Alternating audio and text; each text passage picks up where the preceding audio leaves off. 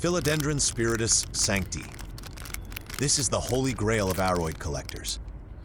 Its long, ribbon-like leaves hang gracefully, and every new leaf feels like a victory. But behind its beauty hides a challenge. It's one of the hardest philodendrons to grow. First, it's extremely rare. In the wild, Spiritus Sancti comes only from a small region in Brazil.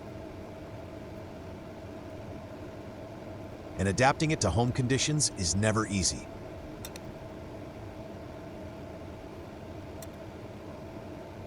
It demands stable warmth, high humidity, and consistent light. No harsh sun, but also no deep shade. Second, it grows painfully slow. One leaf can take months to appear. Every little bit of progress tests your patience. And when mistakes happen, the plant doesn't forgive easily. Too much water and the delicate roots begin to rot. Too little and the leaf tips dry out. Transplanting is another risk. The roots are fragile, and even gentle handling can set the plant back.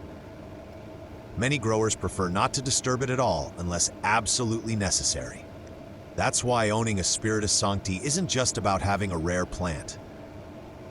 It's about the experience, the care, and the patience.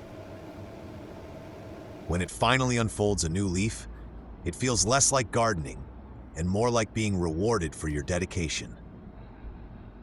For many plant lovers, this isn't just a philodendron. It's a living treasure,